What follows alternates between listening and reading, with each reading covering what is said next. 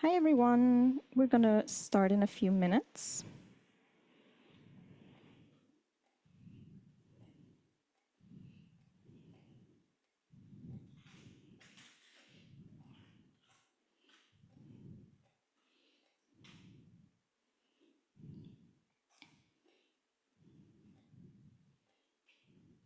Okay, we're live on YouTube now as well.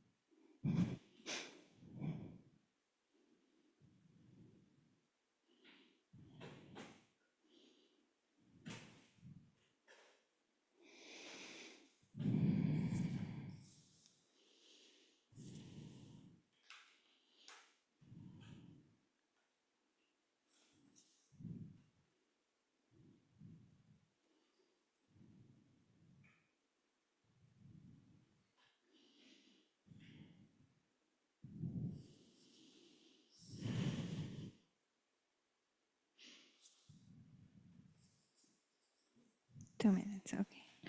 Should we just get started? Should we just get started, or should we wait until 5 past? I don't know. How many people do we have? How many people do we have? 26. Starting. Good. Okay. Are we starting now or 5? Let's wait to 5. Okay, we'll wait 2 more 5. minutes and then we'll start.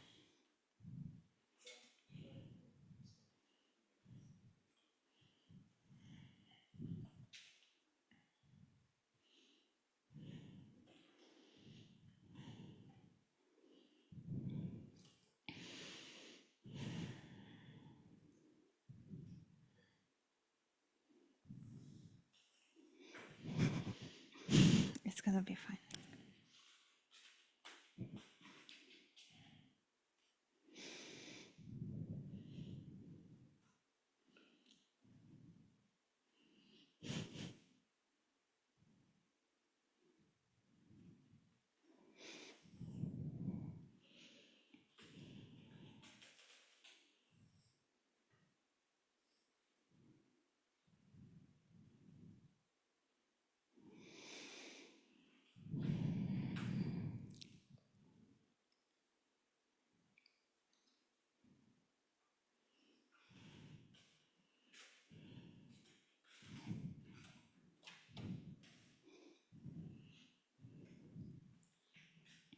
Okay, it's 5 past 5 Ljubljana time, so I think we're going to get started. Hello and welcome to day 2 of Why the World Needs Anthropologists Centering the Periphery. Why the World Needs Anthropologists is an annual symposium by the Applied Anthropology Network, which is part of EASA, the European Association for Social Anthropologists. Every year we meet in a different city and discuss a different theme related to the application of anthropological methods and approaches outside of the academic context. This year is the 12th edition of the symposium, and the theme is Centering the Periphery. It revolves around the practical and theoretical marginalizations based on existing conceptualizations of periphery and center. My name is Olivia Schneider. I'm current co-convener of the Applied Anthropology Network and an applied anthropologist currently based in Oslo, Norway. Okay, hi, I'm Berza. I'm an anthropologist, 2 times satellite event coordinator, organizer, former national ambassadors coordinator, longtime core team member of the AAN, and a huge WWNA fan. And together with Olivia, we organized and curated today's section. Okay. Okay. Sorry about that. Okay, so if you missed the first day, let me give you a quick recap. So yesterday, we heard from our 5 speakers from all over the world, and they shared their perspectives on the theme. First, we heard from Hebe Visuris, and we heard her talk, Periphery Always Occurs or Could It Be a Blessing?, where she discussed the challenges peripheral notions bring for people and professionals inhabiting those spaces, as well as their significance for the knowledge creation and the scientific community as a whole. In his talk, Repairing the Planet from Periphery, Samuel Tapanta walked with us through the streets of Nairobi and showcased how we can learn from the repair practices of East Africa and beyond in order to solve contemporary challenges related to consumption. Rosanna Guba reflected critically on the concepts of North and South, as well as Center and Periphery, in her talk, Southern Anthropology's Displaced Center, or How to Help Northern Anthropology to Disregard the South. She highlighted all of our part in producing and reproducing certain dynamics or changing these framings. We also heard from Gayatri Sidahan, who shared her experience working with the Lisu community in her talk, Failures and Obligations When Centering the Periphery. She pointed out the meaning of giving back and some of the considerations that have to come with that. Lastly, Carla Guerrero Montero presented her talk, Centering Ethnography from the Periphery, Life in Ljubljana, talking honestly about her personal journey with anthropology and how it relates to existing dynamics between the global North and South. To finish the day off, Carla and Dan had a debate on this year's themes and answered some of the questions from the audience. But if you missed the talks, don't worry, you can now watch the full recording of day 1 on our YouTube channel. Today, we will hear some more voices from all around the world, sharing their perspectives on the theme. Despite this year's symposium primarily taking place online, we still wanted to encourage people to meet in person. Typically, Why the World Needs Anthropologists facilitates connecting with those across borders from other places in and outside of Europe that attend the conference. However, this year, we shifted the focus on connecting with others in their own localities and cities. Okay, so let me explain you very shortly what we did with WWNA at-home events. We decided that instead of our traditional centralized workshops, this year we're going to encourage local groups worldwide to hold their own informal gatherings. This way, we made decentralization a real-world practice, not just a topic for the conference. While these at-home events focused on the main conference theme, centering the periphery, each group has brought unique approaches, perspectives, and methods in reaching the overall conversation with local viewpoints. Our main goal was to foster diversity and a global dialogue on the theme, making it easier for people to participate locally and share their insights with the broader conference audience. I think we managed to do this to a pretty good extent. Our attempt had obviously also some limitations, but we're going to talk about this later. Ultimately, there were a total of 16 events in 13 countries on almost all continents, with about 160 participants in total. We're incredibly grateful to everyone who attended, shared their thoughts, and joined into the discussion. And we're, of course, also especially grateful to all of the hosts that made these events happen in the first place. Okay, so now we will hear from some of them and learn more about what topics they discussed, what insight they gathered, and what solutions and actionable outcomes they might have come up with. While watching, feel free to share your thoughts in the chat and connect to the other participants. If you are watching a recording of this later in the future, you can follow the link in the QR code and you can follow the QR code or the link in the description below to share your thoughts there. So, are we ready for our first video? We're going to hear about the event Rebuilding Community in Rome's Periphery Between Migration and Gentrification, organized in Rome, Italy. Now we're calling from Slovenia right to the neighboring country, and we're going to Rome, Italy. Ciao Eleonora! Ciao Ljubljana, I am Eleonora and I'm calling from Rome in Italy. I am an anthropologist specialized in politics and religious anthropology in the Brazilian urban spaces.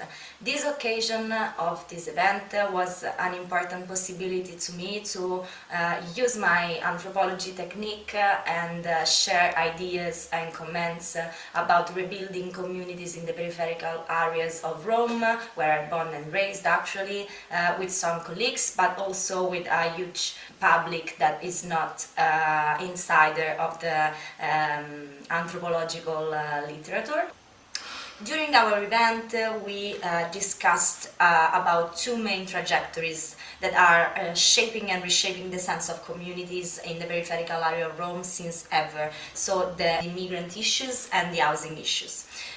We made this discussion possible also thanks to 5 main speakers that are not just anthropologists but also other kinds of social scientists and activists. From this point of view, we made clear to the audience that one of the main tasks of anthropology is to denaturalize social constrictions and constructions. One of the ideas that ran transversally through all the interventions during the roundtable was that one of the structure of violence of David Graeber that actually is constructing the sense of peripheral in relation to a morally just sense of center that is statalized, colonized, verticalized. This one was absolutely the first of some ideas that emerged from our discussion, our public discussion, and that was linked to another area of social science that is one of the law area. In fact, these legal instruments are very useful to construct and build up own bodies, peripheral bodies, and we are talking about migrant bodies, prostitutes' bodies, women bodies, and homelessness. In this specific case of our roundtable. These legal instruments, as I was saying, are fundamental and useful to construct a legal production of illegality that is useful to legitimize necropolitical and prison fair control over these peripheral bodies. To get to this point of analysis, to this level of analysis, was essential to mix up diachronical and deep historical and also a deep ethnographic sensibility of the peripheral areas of Rome. The most cross-cutting and strongest perspective, thinking about theoretical point of view and political point of view, were actually the Marxist one with the struggle of classes and the transfeminist one talking about intersectionality and the Foucaultian one.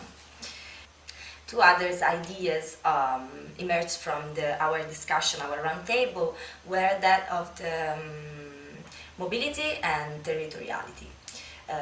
That could lead to a specific sense of community and type of construction of territorial community.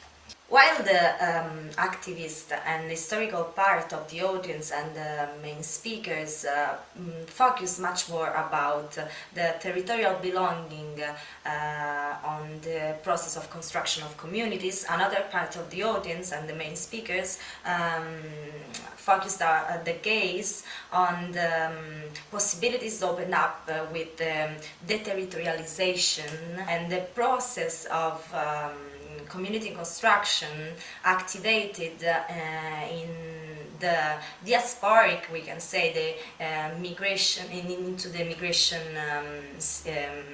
situation.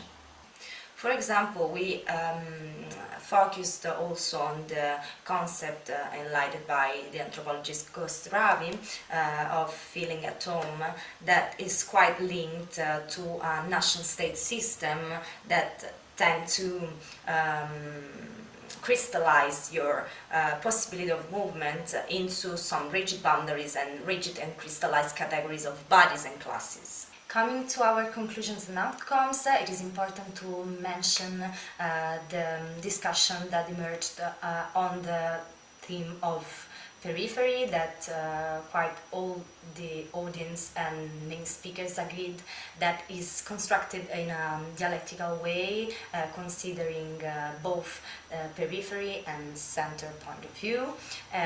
The other important point discussed was the concept of community, and we all agree that we have to pay attention to this fantasy about communities as some peaceful places to build up a safe relationship, because one of the most important themes that play a fundamental role in the construction of community actually is conflict.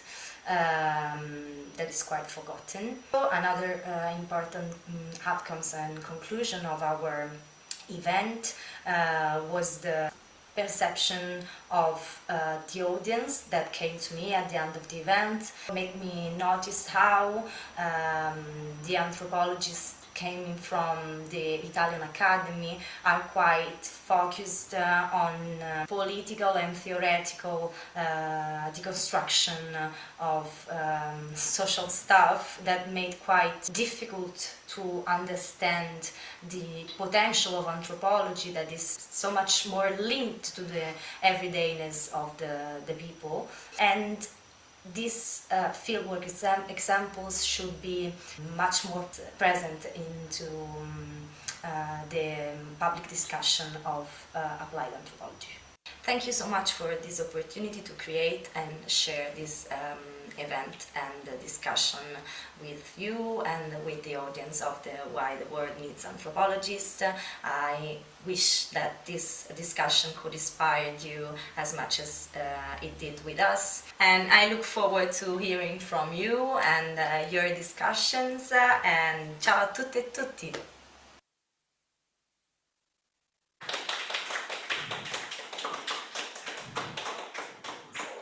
Most of the audience was actually leaving. I see that Eleonora is in the chat. You can interact with her, but before that, I also would like to ask you a question. Can you tell us a little bit about how the local context influenced the conversation? So, most of the audience was actually living or born and raised directly in the area, the peripheral area where the event was located. And also a big part of the discussions was about case studies constructed in the peripheral area of Rome that a lot of the audience recognized as something so near to the everyday life they lived.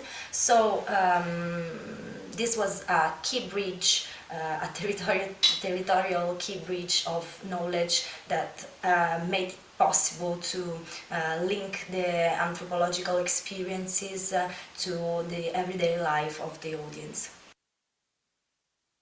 I think this was a great start for our session because you showed us why listening to local perspectives is so important. I think most people, like outsiders and tourists, they have such a romanticized view of Rome. It's the city of love, it's a city of ruins, of history. But you actually showed us that there's so much more, and there's also some harsh realities as well. Thank you. Okay, so next we'll hear from the event Medicine and Anthropology, the Center and the Periphery in Health Research in Ecuador, organized in Quito, Ecuador.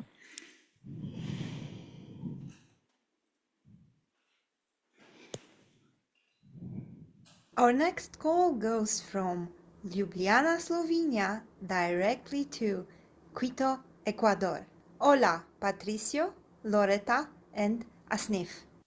Hello, Ljubljana. We are calling from Quito in Ecuador. My name is Loreto. And my name is Asnif. And we are med students at Pontifical Catholic University of Ecuador. Hola, Ljubljana. Estamos llamando desde Quito, Ecuador. Mi nombre es Patricio Trujillo, desde la Universidad Católica de Quito. Hello, Ljubljana. We are calling from Quito, Ecuador. I am anthropologist. I am professor at Pontifical Catholic University, and we want to show you and share our researching about the link between medicine and anthropology.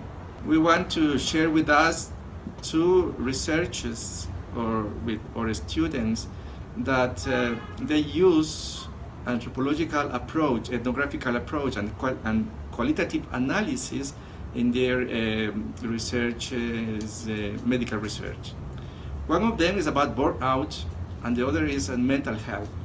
So this is the idea of our faculty. The training of the future of the physician and the medical training must be very important with link the social dimension and the cultural dimension. Medical students are largely influenced by medical education and the health system in which we operate. For many years, this has been focused on a biological and medicalized vision which concentrates or specializes only in the disease, with little or no interest in the person or the social and cultural system around them. We, as Faculty of Medicine at BUSE, are interested in the person and in the social and cultural system that builds the cultural idea of diseases. So let's talk about burnout. Burnout or professional exhaustion is heavily influenced by cultural norms and expectations regarding work. In societies where personal identity and value are closely tied to professional success or the fulfillment of work-related goals, individuals often take on excessive responsibilities, contributing to the development of burnout. In more individualistic cultures, burnout may be more related to a lack of social support and pressures to stand out and succeed. Anxiety is another mental disorder that can be understood differently depending on the cultural context. In cultures where behavioral norms are stricter, individuals may experience more anxiety in situations that challenge norms. Moreover, the way anxiety is expressed can vary. While in the West it is often verbalized and associated with physiological symptoms such as worry or fear, some Asian or Latin American cultures such as Ecuador, somatization, which is the manifestation of anxiety through physical symptoms, may be more common. So here we get to talk about self-perception of mental health, which is how people understand their own mental health and how it is influenced by culture, which defines what is considered normal or abnormal in terms of behavior and emotions. In some cultures, mental health is seen as an integral part of overall well-being, whereas in other mental disorders are highly stigmatized, leading individuals to avoid seeking help or recognizing their own symptoms. So many people may internalize them and feel ashamed, negatively affecting their self-perception. When we talk about mental health and illness, we can't just stay in the medical side. It's necessary to understand these problems from a perspective that includes social and cultural factors. Exactly. Medicine has had a very biological view. Robert Hahn, for example, mentioned that biomedicine focuses on curing specific diseases, but does not take enough interest in the person or their social context in which they live. Yeah, this really limits the focus, especially when dealing with mental issues. That's why the PUSE Med School, for example, seeks to understand not only disease, but also the cultural and social context of people, which gives rise to a more comprehensive approach. That is where anthropology becomes indispensable until now. Medicine has been guided by Flexnerian paradigm, which focuses on the technical and biological, overlooking socioeconomic realities. How can we address someone is suffering without considering their social context? And Michael Foucault gives us a very clear lesson of this. Over time, the concept of insanity had changed radically. Previously, people with mental illness were seen as a danger that should be confined, and today, there is a talk of social reintegration. But all of that deeply influenced by the cultural and historical context. In Guertomanias, where I worked with people with mental issues, I noticed how their perception of what it means to be crazy or healthy is shaped by their experiences and their environment. Their life story influences both their perception and their experience of illness. This is precisely what makes the union between medicine and anthropology so important. We need to listen to the patient themselves to understand their experience, go beyond the symptoms, and see how they perceive the disease. Thanks a lot for the opportunity to share our conversation and our experience about the link between anthropology and medicine. That's why we want to answer the question why we need anthropologists, and in the same way why we need medicine linked with anthropology. I think this is a really good example with the periphery and the central in this very interesting seminary about the role of anthropology in the world. Thanks a lot and see you. Hasta luego, chao.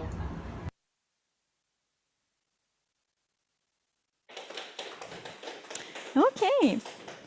Thank you for sharing these really interesting insights. I think it's the focus on the importance of the patient's lived experience of their own health situation is really significant to the health outcomes, but at the same time often neglected in healthcare provision.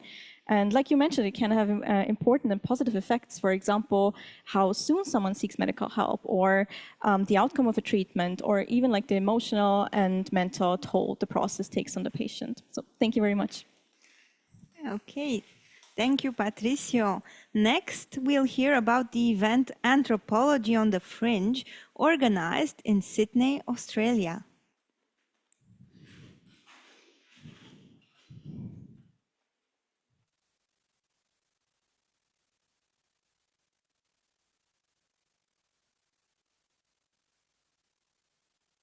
The next call goes far, far away from Slovenia, directly to Sydney, Australia. Hello, ladies. G'day! Hi from Sydney, Australia, and the Applied Anthropology Network representatives of the Australian anthropologists.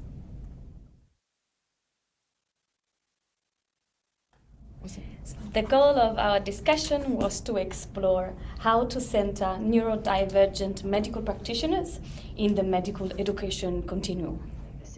But for instance, something that we are dealing with at the moment is that when you are an education provider, of course, what you need to design is for the doctors, for clinical education, but as a second step for the patients.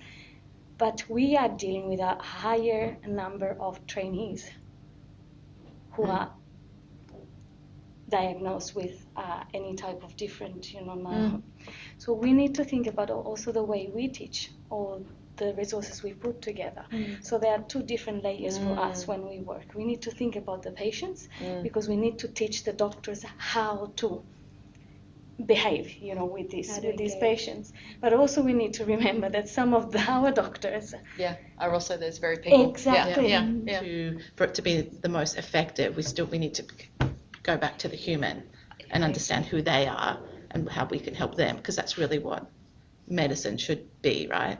Yeah. Particularly at the doctor, the interface of the doctor and the patient. Primary care. Yeah. Just start with the basics. If this is a condition that is for, if this symptom that this person's having, we know that 98% of people who have that symptom have heart disease, then it's probably heart disease. You need to rule out all the likely things before you deal with the unlikely or the improbable. We're going to put horses, not zebras, just to remind us. But in a way, horses, not zebras is not about the periphery. It's about the opposite. It's about, and it forces people on the periphery to go through a lot. In futures, we use this idea, it's called 100 ways, 100 things we know are true. And we list all of those, and then next to them we go, what if the opposite was true, to help us reframe solution from a different angle.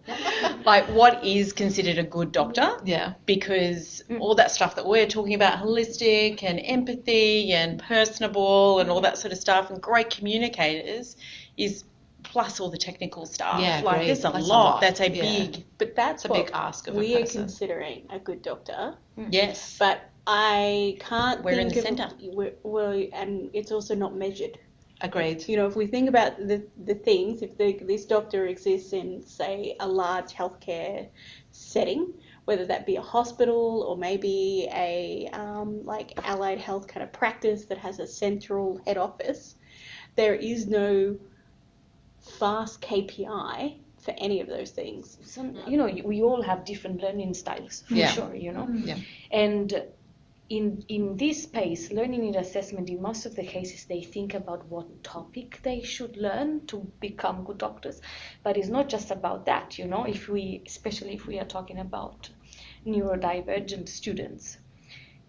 And this is for organizations. They should make learning need assessment compulsory, and they should do research in this. What kind of cohort of students do we have? And based on that, what type of resources or tools or activities we need to prepare. As long as it does not become a label, meaning that if they want to pursue that specialty, they should be given the opportunity to. So that's a principle. It's a label. It's not a label. It's a guide. Yes. To navigate the system. Yeah, to navigate the system. Yeah. Because There's a lot of resistance in the public. Big stigma. I think we are going through different, trying to fight different stigmas at the moment, and this is, let's add it to the group, I would say. The solution we landed on was coming up with a learning needs assessment for medical practitioners. And the way that anthropologists would approach this, if it was led by us, would be to place doctors at the center of the system, viewing them as an evolving person whose needs iterate and change throughout the life cycle of what they learn. And this would involve redesigning the assessment, looking at the whole ecosystem and the interrelationships of doctors, patients, students, and suppliers. It would involve a contextual understanding, nuanced questions, and it would look at how do they learn and how might we adapt content, and also not looking at this in terms of only a numeric assessment, but other qualitative aspects.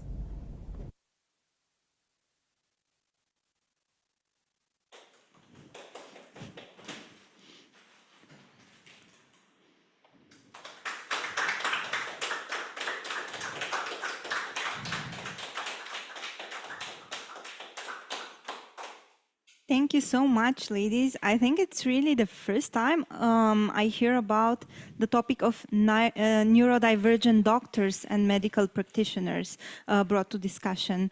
I think it's very important because neurodivergent individuals have been marginalized and misunderstood for so long.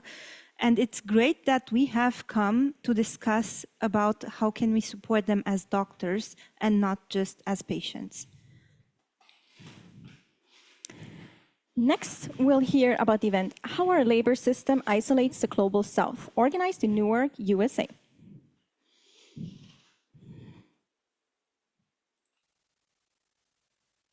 Once again, we are calling from Slovenia to Newark, the United States of America, but this time we are talking to Alana. Hello. Hello, Ljubljana. I'm calling from Newark, Delaware. My name is Alana, and I am an anthropology student at the University of Delaware. I think that hosting this event was a great way to demonstrate and make others aware of the importance of applied anthropology. At the event that I hosted, we focused on the outsourcing of labor in the Global South and how it isolates countries that are a part of it, both from the international sphere and anthropology. We also discussed changes that can be made related to anthropological research on this topic that would center the Global South. All those who participated in the event were students at the University of Delaware, but only one or two are also studying anthropology. So it was interesting to get a mix of different perspectives due to having students with a variety of backgrounds. And these ranged from environmental science to cognitive science, for example. The first half of our event consisted of activities that required both collaboration and creativity, like, for example, coming up with ideas for research and thinking of ways to carry it out while also centering the groups that would be studied. This led to some innovative ideas about what we should and should not be doing when completing anthropological research. And then from there, we moved into a productive conversation about a range of topics, such as the psychology and philosophy behind othering, and the unique ways that applied anthropologists can build awareness of social issues. One interesting point that was made during the discussion was that anthropological research on underpaid workers in other countries may not be entirely centered on these groups unless it includes collaboration of some sort. And of course, there is always collaboration in this research, but we couldn't come to a definite conclusion about how much collaboration is needed.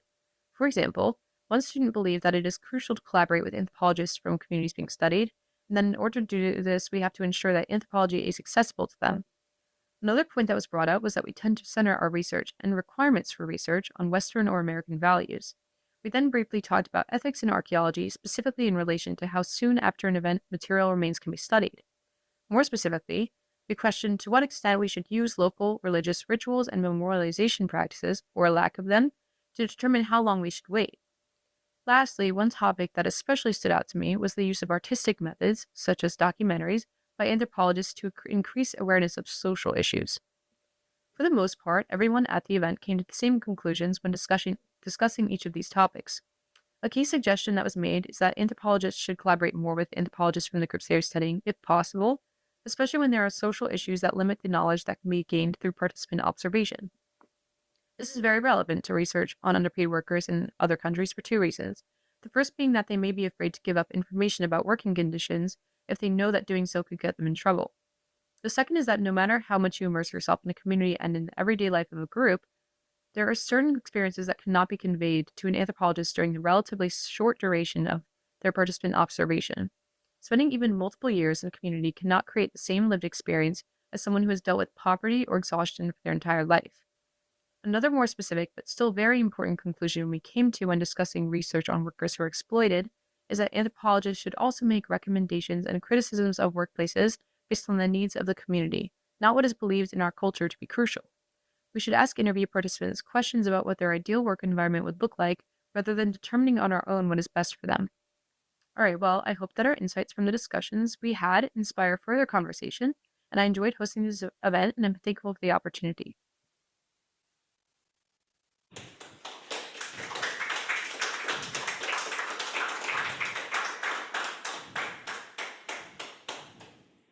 Thank you, Alana. I'd like to ask you one more question. What surprised you the most about the discussion? Something that surprised me the most about this event was that we were able to discuss up to 3 fields of anthropology. While the topic of focus would initially be considered to only be relevant to cultural anthropology, we were also able to bring biological anthropology and even archaeology into the conversation. This allowed for us to bring in some unique viewpoints and led to the discussion of subtopics that wouldn't always necessarily be obviously connected to the outsourcing of labor.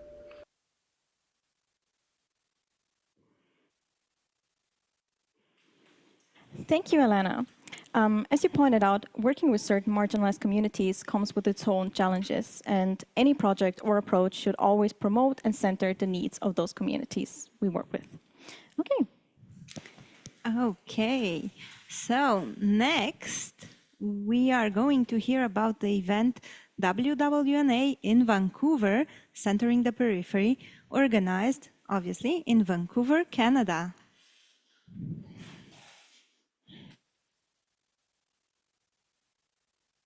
From Ljubljana, Slovenia, we're crossing the ocean once again, this time calling Vancouver, Canada. Hello, Nicole, Beth, and Sarah. Hi, Ljubljana. I'm calling in from Vancouver, Canada. My name's Nicole Alliong, and I'm a design anthropologist and practicing design researcher. We are so excited that we got to host an event here in Vancouver.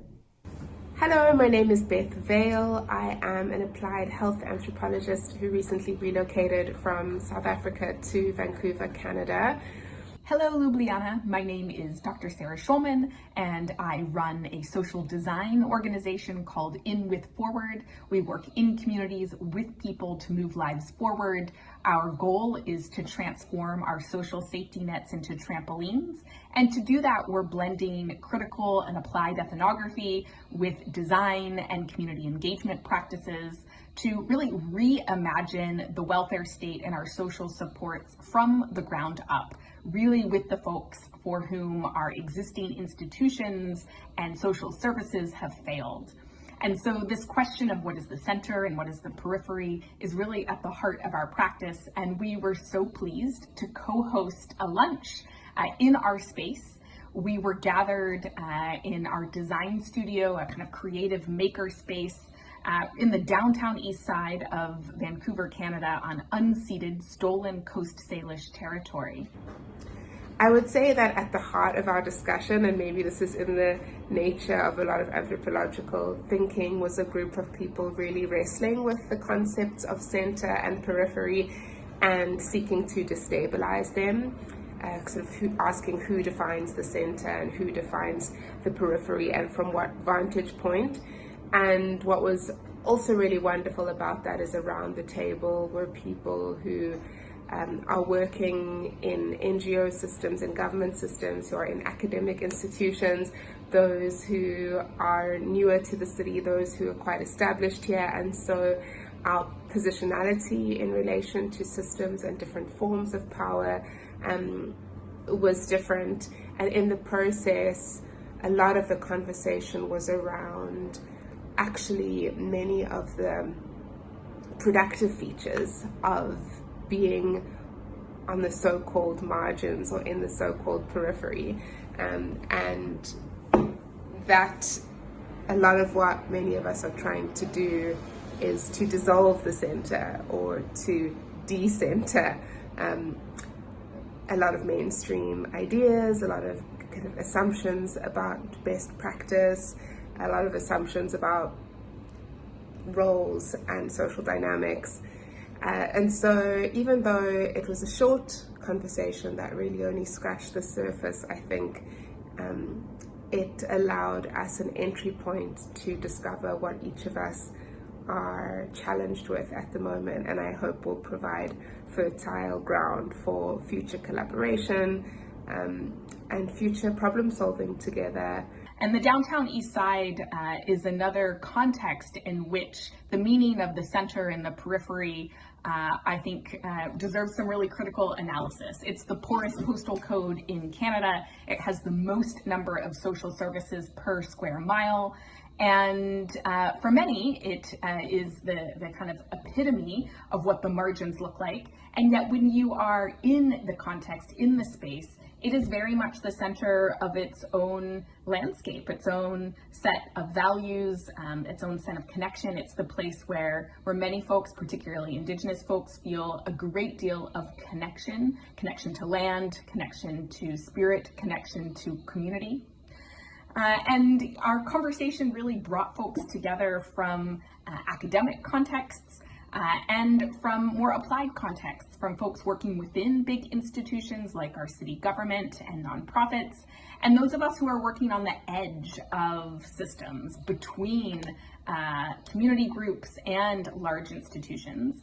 And, really, for me, one of the things that struck me from our conversation was really questioning this idea of whether the goal is simply to recognize the periphery and bring the periphery more to the center, or whether we actually want to decenter everything. We want multiple nodes of practice rather than bring people into one normative structure. We're wanting a multiplicity of different kinds of structures.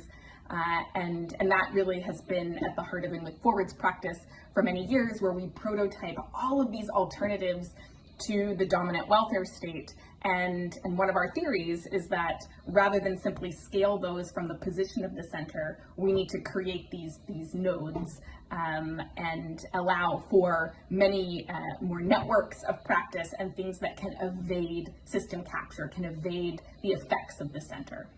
At the end of the event, I think it was really interesting to notice that we all agreed our definitions for center or periphery are all going to be varied and in some degrees imaginary, depending on where your position was, where you're coming from, what your past experiences are, and that all made a lot of sense.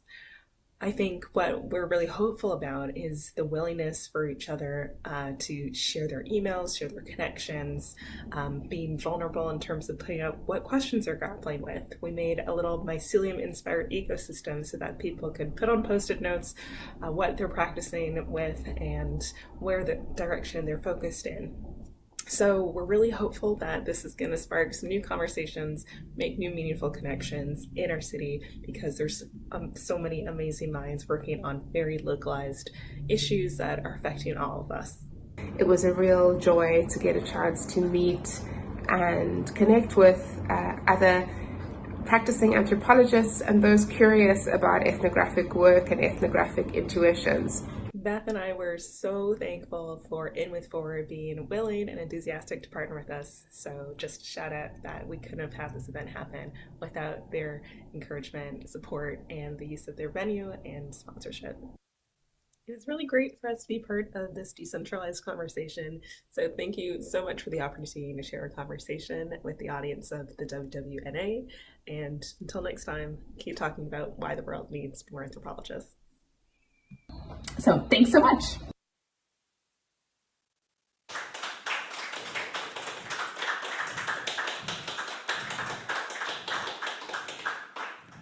Thank you so much for your contribution. I love the idea that instead of centering the periphery, maybe we should just decenter everything, especially mainstream ideas and ideals, and the comparison to the mycelium network. That was great. Next, we'll hear about the event Linguistic Peripheries, Language Anti-Structures and Identity Performativity, a discussion and reading organized in Malta.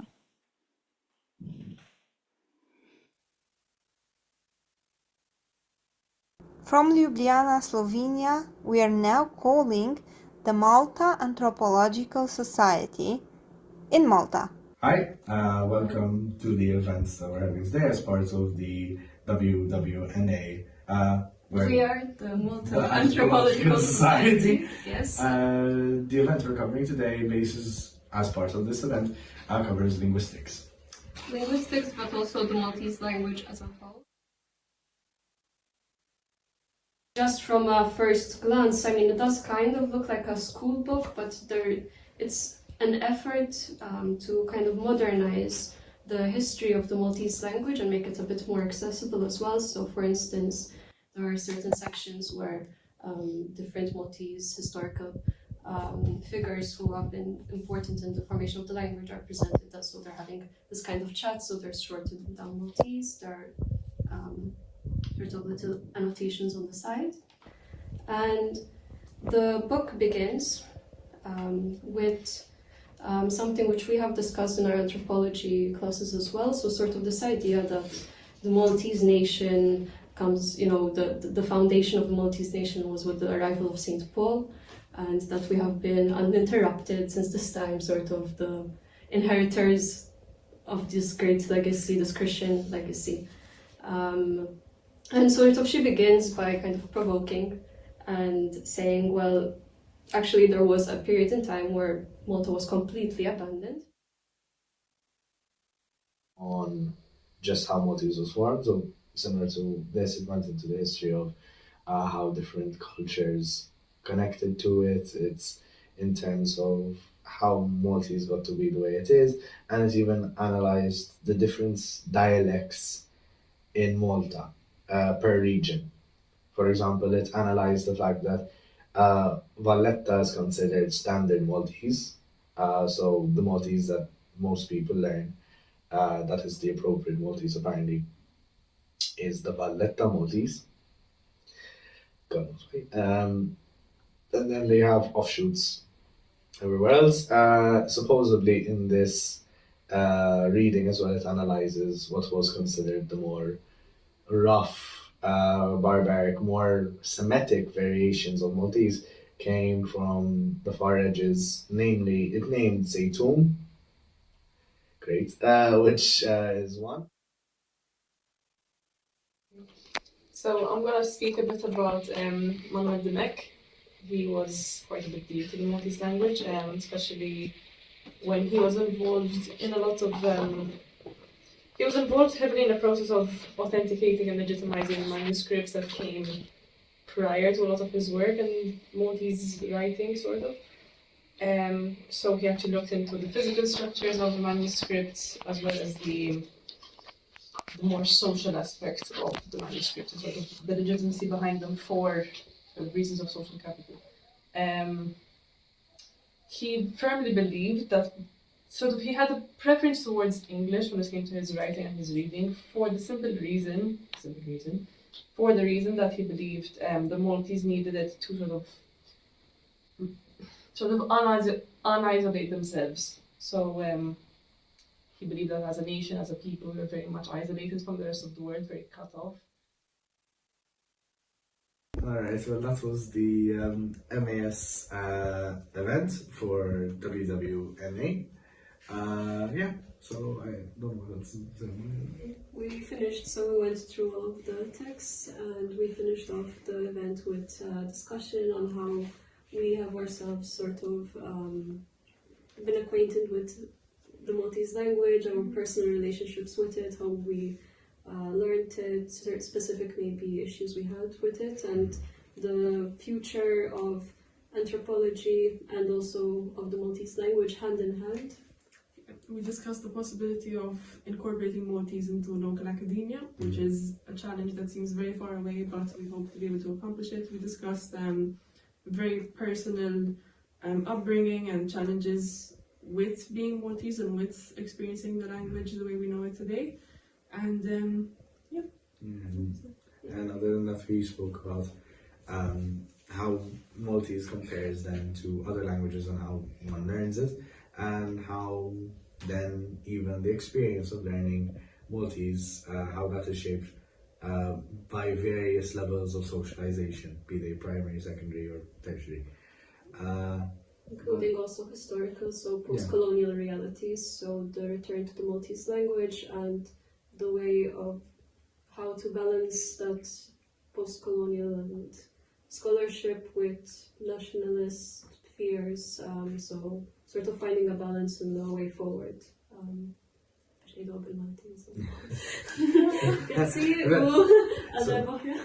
that you can hear as well some Maltese, because not everyone might have heard. So do we say this in Maltese?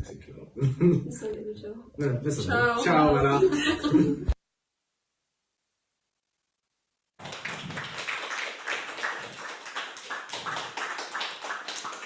Thank you so much to the Malta Anthropological Society. What an interesting topic and discussion, particularly the different facets of Maltese as well as the discrepancy in post-colonial times. So yeah, definitely more to talk and think about. Thank you.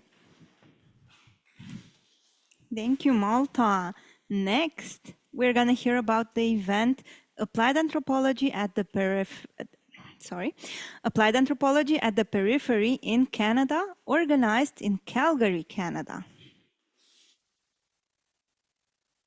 For our next call, we are crossing the ocean and going from Slovenia to Calgary in Alberta, Canada. Hello, Natalie and Cora. Hi, Ljubljana. Our group is calling in from Calgary, Alberta, Canada, and we're happy to be part of Why the World Needs Anthropologists event. My name is Natalie Myers, and I'm an organizational change leader and project manager working in the private and public sectors in Calgary.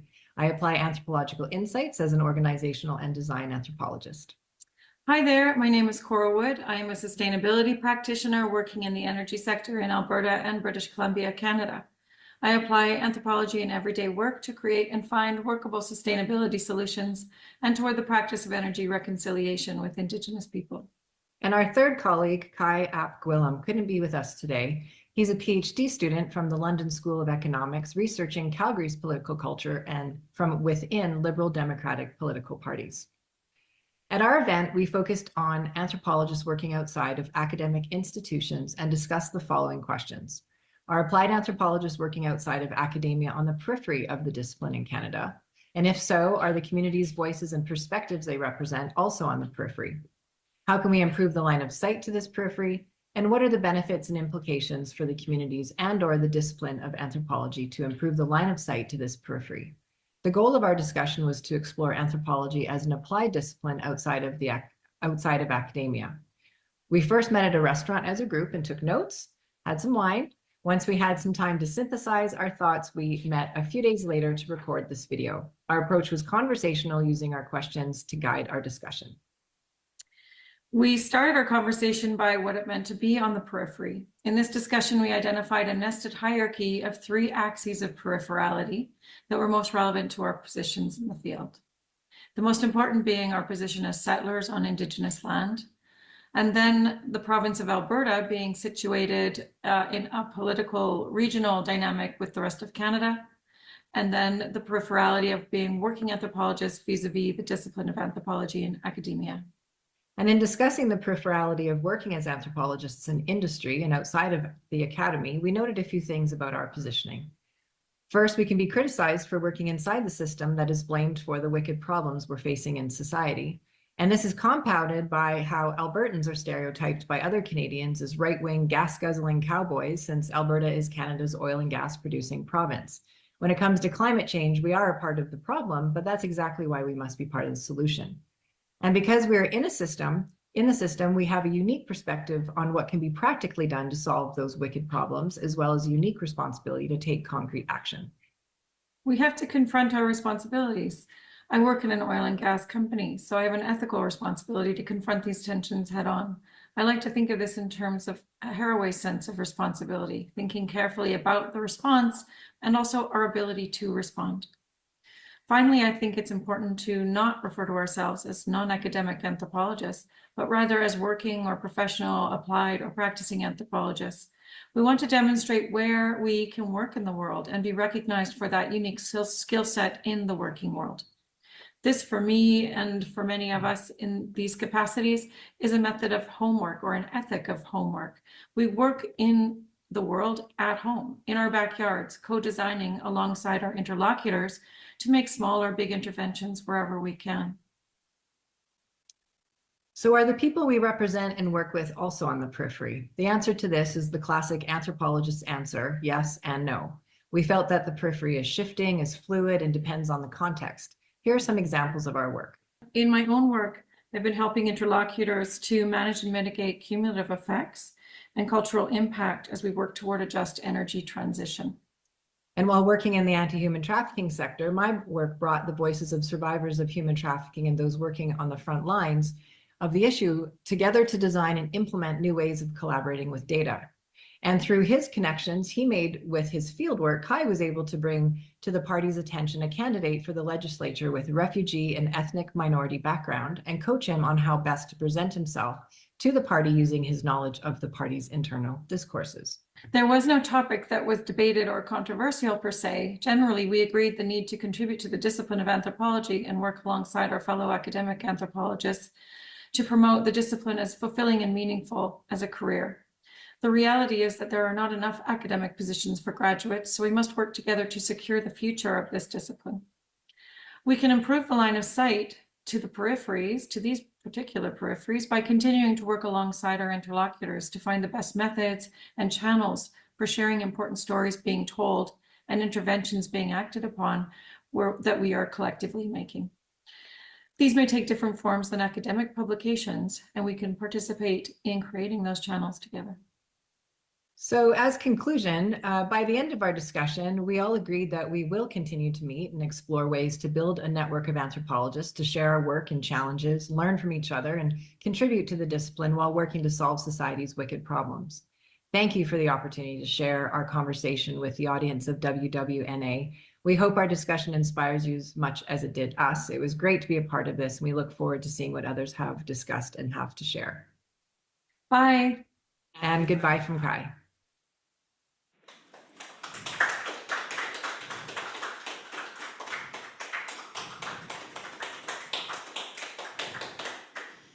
Ladies, I want to ask you a silly question.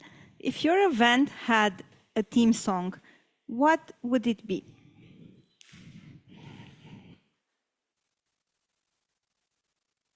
Freedom by Wham. At one point, the song was playing in the restaurant and we all took notice. We thought it was fitting and it became our theme song. In Alberta, where we live and work, freedom is a common rhetorical concept used in articulating Alberta's identity vis-a-vis the rest of Canada. But we also thought it was a fitting theme song since it could also stand for our freedom to speculate in our discipline to make our voices heard. Thank you, Natalie and Cora. It's a really great question that you asked there. Are applied anthropologists at the periphery of the discipline? It's certainly true that some members of the academia see applied practitioners as some sort of traitors to the core values of anthropology, but I hope, and I'm actually starting to see that these voices get smaller as we start bringing applied anthropologists to the center. Thank you. Okay, so next we'll hear about the event, Extractivism in Anthropology and Beyond, How to Center the Periphery, organized in Newark, USA.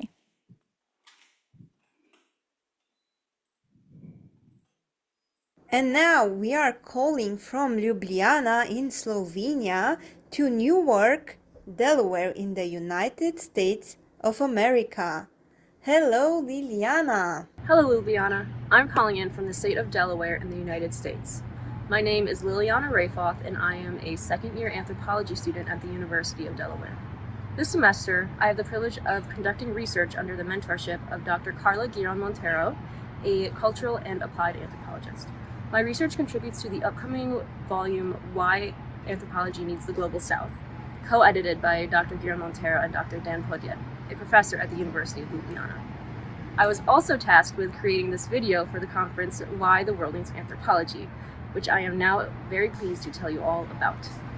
Our event took place at the exhibition titled Mine, What is Ours in the Wake of Extraction, which focuses on the social, political, economic, and environmental dynamics of resource extraction. Extraction puts indigenous cultures, such as the Rockput in Peru, at risk. Illegal mining driven by Western demand has led to environmental destruction, pollution, and societal issues, threatening the Rockput's culture and traditional knowledge. The exhibition showcases artworks by the Rockput that were created for the purpose of this exhibition as a part of the Etachim collective, which identifies as an artistic practice that aims to paint so as not to forget. These artworks are representative of these issues and aim to raise awareness and emphasize the widespread effects of extractive industries on communities and the environment. This free, on-campus exhibition was attended by my classmates from Dr. Giron Montero's class. After viewing the exhibit, we held a discussion on how anthropology can amplify marginalized voices, practices, and perspectives. We began by discussing the importance of viewing the environment as our relation instead of as a resource, much like the Rockput do. Next, we emphasized that cultural exchange should be reciprocal and not one-sided like extraction tends to be. Another key point was that through introducing the Rockput to a Western art form, they were able to express themselves in a way that allowed us to gain insight into their experiences. However, a contrast view was raised, that instead of interpreting their struggles through a Western lens, we should strive to understand them through their own cultural expression. By the end of the event, we agreed that education and awareness are key to truly understanding cultural issues. It's important that we not only educate ourselves, but take the time to educate others in order to foster a broader awareness. We also understand that cultural exchange can't just be about taking. This has to be a give and take, symmetric relationship so that both sides benefit. Giving back in meaningful, respectful ways so as not to interrupt the way of life of local cultures is essential in ensuring fairness in these exchanges. If we really want to use anthropology to better our world, it is crucial that we approach these issues with respect, humility, and a genuine desire to understand each other. That's all I have for you today. I hope this discussion has shed light on the important role that anthropology plays in improving our world, and I hope it has inspired you to make a positive change in the world in your own way. It's been a pleasure to be a part of the Why the World Needs Anthropology conference. Thank you for your time, and goodbye.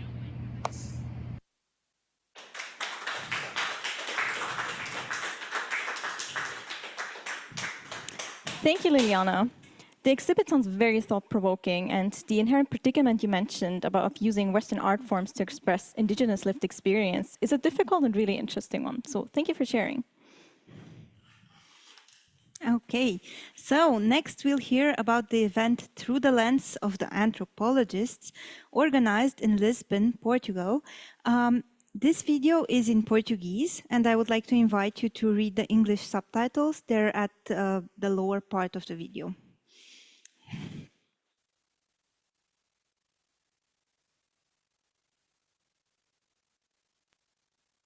Our next call goes from Ljubljana, Slovenia, to Lisbon in Portugal. Olá, Augusto. Olá, Liliana. Estou a falar-vos da cidade de Lisboa, em Portugal, e dou-vos as boas-vindas ao painel Pela Lente do Antropólogo. O meu nome é Augusto Ferreira, sou antropólogo, tendo exercido esta profissão desde 2016. E sou também especializado em antropologia aplicada, etnografia e também antropologia biológica. Sendo que sou também cofundador da Abigrama, empresa de antropologia aplicada portuguesa, onde desde 2020, temos estado a trabalhar na promoção da área da antropologia em diversos setores da sociedade. Temos estado envolvidos em vários trabalhos em áreas tão diversas como a saúde, o desporto, a mobilidade, a sustentabilidade, entre outros. Estamos muito felizes por poder estar aqui a organizar este evento, inserido no Why the World Needs Anthropology at Home 2024, e esperamos que saia daqui uma conversa agradável e produtiva sobre a forma como a antropologia pode ser aplicada nas periferias. Neste evento vamos concentrar-nos na diversidade e profundidade da experiência humana e encorajar a reflexão e a ligação, revelando a forma como a antropologia pode desempenhar um papel significativo numa compreensão mais profunda do eu e do mundo que nos rodeia. De seguida, passarei a mostrar-vos esse painel. Obrigado.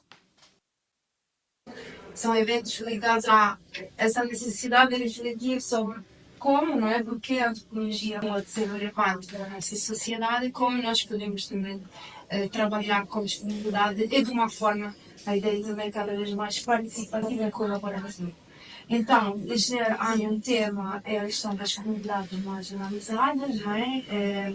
E a primeira pergunta que coloco aqui é na vossa experiência, não é? No vosso trabalho, quais são as principais barreiras que vocês encontraram que impedem as comunidades mais marginalizadas, não só em participar plenamente na pesquisa, mas também na tomada de decisões. Então, não sei se vamos comparar. Foi o programa nacional, se chamava Programa de não existe, e foi financiado pelo programa Parte do Governo da Fundação Marquesa, em que vocês conhecem que é um financiamento para a integração de pessoas marginalizadas. E o que são as pessoas marginalizadas? Então, logo por esse conceito, o que é, onde é que elas estão, parece que os atendentes estão afastados. Em alguns casos estão em casos de concretos. Aquilo que eu estudei é mesmo uma comunidade bastante marginalizada, que é as pessoas com deficiência estão em instituições. Por muito que se fala de inclusão, a maior parte das vezes não é uma inclusão correta. Porque dizer que eles fazem uma série de atividades, de desporto, isto e aquilo, eles fazem entre eles, eles vão a teatro entre eles, eles vão a bibliotecas entre eles, portanto as atividades acabam de ser um pouco fechadas. Com vista nesse aspecto, e porque a direção do INAC tem uma experiência quer de antecedentes de relações familiares com as consciências chocáveis um pouco, e era esta atividade mais de dar uma oportunidade a jovens com deficiência que fossem capazes de executar alguns números de si e fazer parte de participassem de uma criação artística profissional em que esse espetáculo depois fosse levado a teatros e, no caso também, a tendas ou festivais de circo. Sem nível de estratégia, eu acho que em parte não tenho muito falou, mas antes disso, eu acho que temos que considerar talvez a assinatura da mídia voz ativa destas comunidades. Uma coisa que muitas vezes acontece neste tipo de investigações de projeto e ideias bem seguidas, boas ideias, quando vamos fazer algum tipo de investigação já achamos qualquer a ideia vai ser isto, ou o projeto vai ser isto, ou vai ser isto. E muitas vezes não acontece isso lá. E nós temos uma posição, como isso, muito privilegiada, temos realmente a antropologia e o trabalho antropológico de ser capaz e ter a capacidade de trabalhar diretamente com este assunto. Não necessariamente com o todo, não necessariamente com o grupo, mas assim com o indivíduo. Eu acho que a primeira estratégia, e eu estou pensando muito nesse lugar, falando com os investigadores, assim, né, é realizar realmente essa mudança dessa visão, conhecer com, em vez de conhecer sobre, né, sobre o outro, né. Isso parece simples, né? Mas não é na prática. Assim, acho que é aí que tá, né? Parece simples, mas na prática não. Eu parto muito, né, no meu processo de ter esse reconhecimento com o exercício dessa, eu diria assim, uma humildade extrema mesmo, né? De entender, eu percebi isso na minha experiência da etnografia, né? Onde eu tive a oportunidade de rever o meu trabalho, de fazer uma crítica mesmo, assim, na minha prática ao longo dos anos. E eu penso assim, hoje, a minha tentativa é de errar o quanto menos, né? Também a menos, porque talvez eu vou continuar não. Ciências sociais. A quantidade de literatura que há, crítica, desde os anos 60, eu diria, 60, sobre estas mesmas questões. Portanto, já estamos a falar de muitas décadas de críticas também, de muitos cantos do mundo. Essas questões de coloniais não são de hoje. Hoje pensa-se que hoje não. Já desde que começou a descolonização começamos a falar de como deveríamos mudar o nosso olhar, essas questões de como medir, não é? Há todo um debate enorme sobre a medição da pobreza, como podemos medir só com o produto interno bruto, que não serve para nada, não é? Para pensar, de fato, qual é a marginalização das pessoas, a exclusão. Foi o nosso painel Planeta Antropólogo. Obrigado pela oportunidade de podermos ter partilhado convosco esta nossa conversa, com todo o auditório e público do Why the World Needs Anthropology. Esperemos que esta nossa discussão vos inspire tanto quanto nos inspirou a nós. Foi ótimo participar neste evento e estamos ansiosos para ver o que os outros colegas nos mais diversos países e cidades discutiram. Obrigado a todos e até à próxima.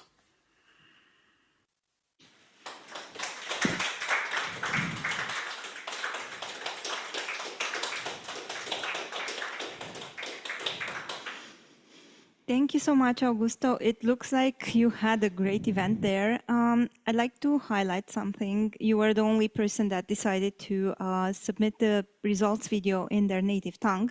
And honestly, it was a surprise in the beginning. But then I actually realized it's a great lesson that you gave us. Like, look at us here talking about decentralization and periphery in English, you know? Like, the truth is that as much as we try to bring these voices from everywhere in the world to the center. This prerequisite, that's a hard word, that everybody should speak English is actually still a huge barrier. So thank you for that lesson. Okay, and last but not least, we'll hear from the event, Centering Peripheral Foods with Indica, Exploring Food and Stories of Hill Tribes in the Northeast, organized in New Delhi, India.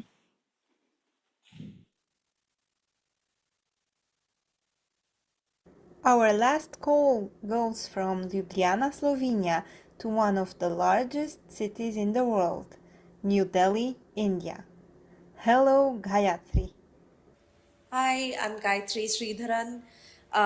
This afternoon, so it's the afternoon, it's around 3 o'clock, India time, Saturday, October 19th, and we've just concluded the Centering Peripheral Foods workshop, which is an outreach event for WWNA, Why the World Needs Anthropologists. We had a really fun workshop in a suburb of Delhi.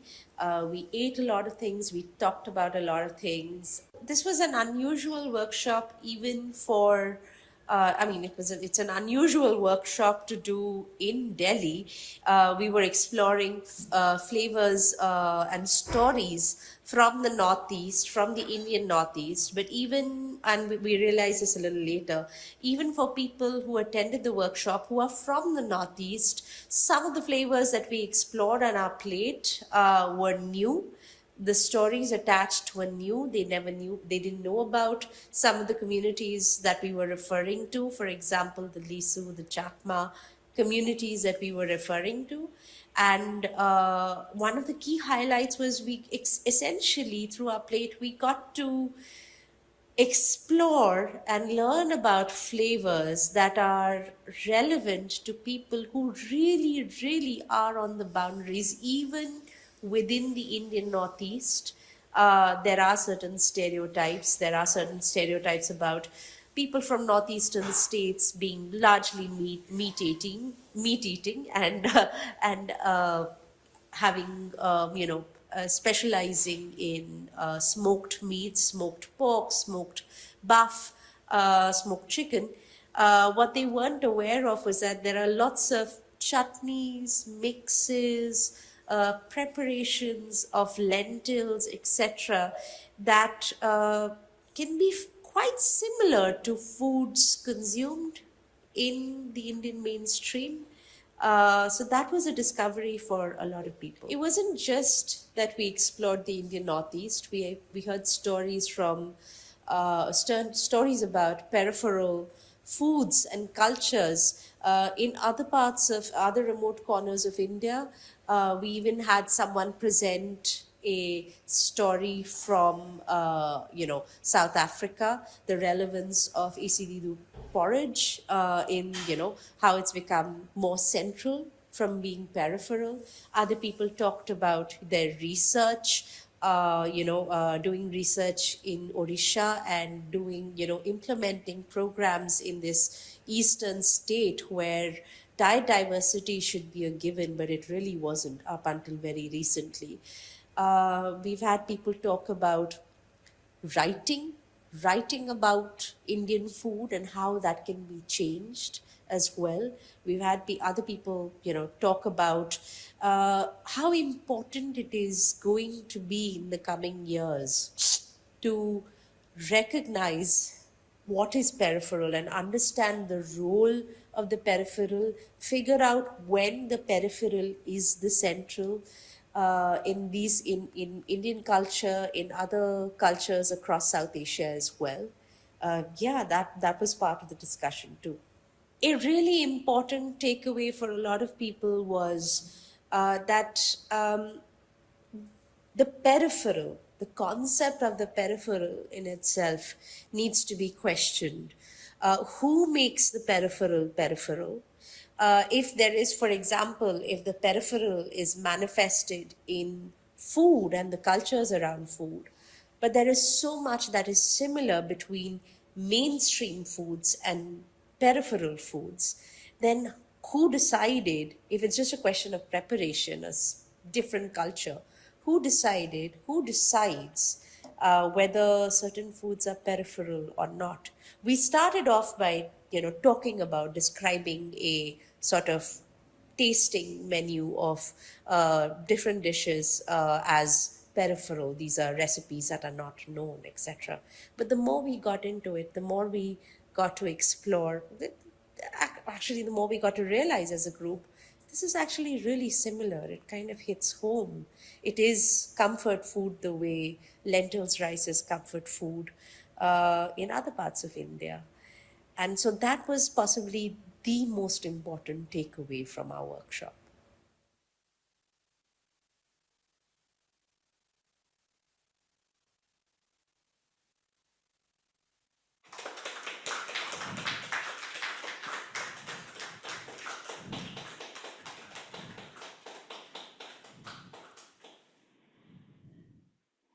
Okay. Thank you so much, Gayatri, for sharing your experience at the event. This was such an interesting topic, and I love the conclusion that sometimes what is viewed as the periphery is not always as peripheral as it is being framed, but can even be quite close to what we already feel connected and familiar with, which just highlights the importance of actually fostering dialogue and encounters with things, people, and places that we sometimes consider as other. And I think this is a really great note to end this section of tonight on. Thank you very much. So if you just joined or missed some of the talks, you or just want to rewatch some of them maybe, you will now be able to do that. The videos will all be available, excuse me, right here. I will also post the link in the chat under this link. As we had to cut some of the videos down due to time considerations, there might be even some extra insights that are shared in the full videos that are available there. There will also be additional videos that we didn't have the chance to show tonight, for example, from events in Amsterdam and Moscow, that are really interesting and we would really highly recommend you to watch, so make sure to check them out. This link will stay active for an indefinite amount of time, and it is available publicly, so also to people that did not attend the symposium. So please feel free to share it with anyone that you think might be interested in any of the topics or any of the presentations from the events. As we're nearing the end of today, we'd love to hear from you. In one word, we would ask you to share what are you taking away from today and yesterday from this whole Why the World Needs Anthropologists Centering the Periphery symposium. It can be a feeling, a thought, an idea, a concept. Yeah, so we would like you to share this. You can either scan the QR code. We'll also post a link in the chat in a moment. Thank you very much. Okay, while you are sharing your thoughts, I'm gonna share a few of mine. I think this is gonna be maybe a bit harder to talk about, but I really wanted to take a moment to reflect about the limitations of our initiatives, about this section, WWNA at home. Like, obviously, we tried our best to include as many voices as possible, and keep in mind, we are an organization surviving solely on volunteer work, which for that, I think we did a great job. But we cannot talk about such a topic without reflecting a bit deeper about who we managed to exclude without intention, or who we didn't manage to bring to the center. Here are some things I've noticed. First, even cheap or free events, like we encouraged our host to create the events as cheap as possible, or even free, to meet in cafes, to meet in university rooms. But even these events need resources and labor. And sometimes even attendees need resources to participate. Not all cities have reliable transportation methods that facilitate participation. Not all cities have these free meeting spaces that we have, at least in the Western world. It's pretty normal that you can meet friends for cheap in a cafe, but that's not everywhere like this. Another aspect, which I already touched a bit with the help of Augusto earlier, was the English language. It's true that these events, all these events, took place in the local language. But, and I mean, I want to mention this because I think in the last years, at the Applied Anthropology Network, we had this focus in mind. We had the satellite events, we had the National Ambassadors Program that were actually focused on creating more events in local languages. But and we had this initiative this year. But the communication language between us and the hosts, that was English. So I assume some people were excluded on this, on these spaces. What else? The promotion language was also in English. So I mean, probably our message didn't reach very far.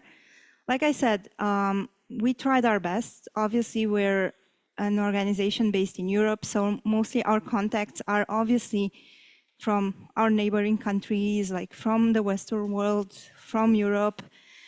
We're trying so hard to reach as far as we can and to include as many voices as we can every year.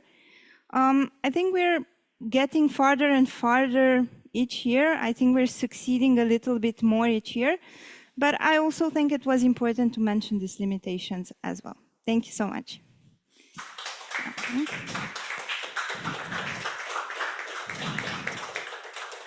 Okay. So here you can see some of the results from the words that you submitted or the phrases that you submitted. To those watching the recording, we will leave this poll open for a couple of days, so feel free to also leave your words and see what other people have said. So today we shared a range of perspectives and interesting ideas about the theme of centering the periphery from all over the world. People discussed topics related to health, food, housing, language, among many others.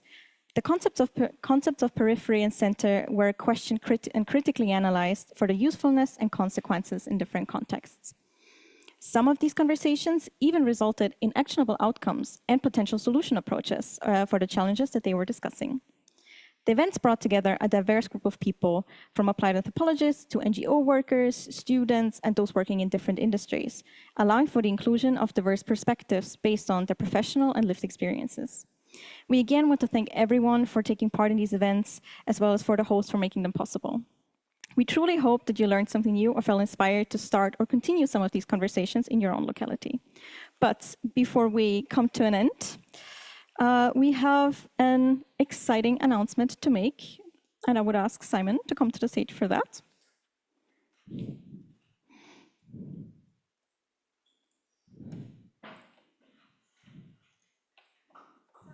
Simon.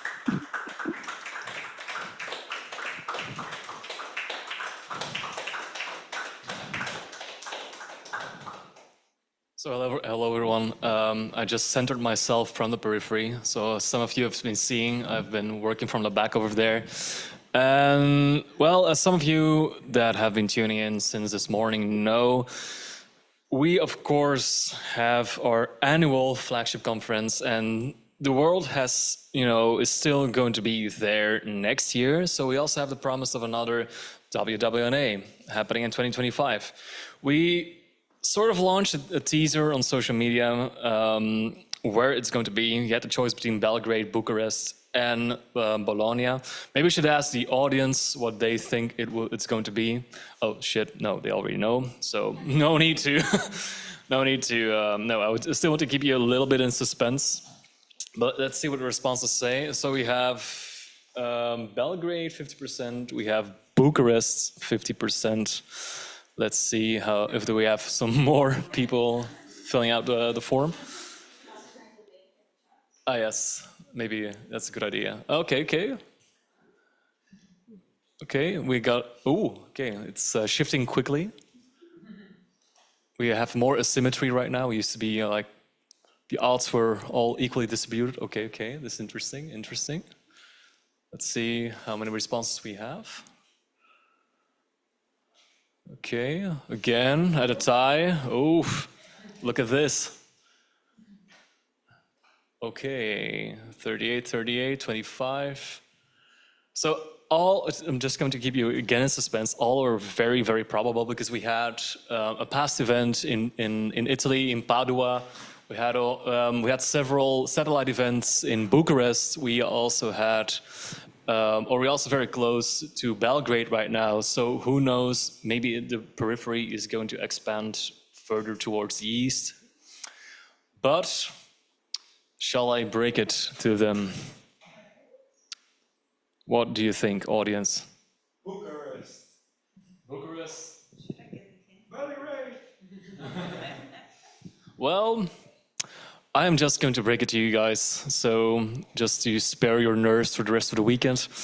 It is going to be in Bologna.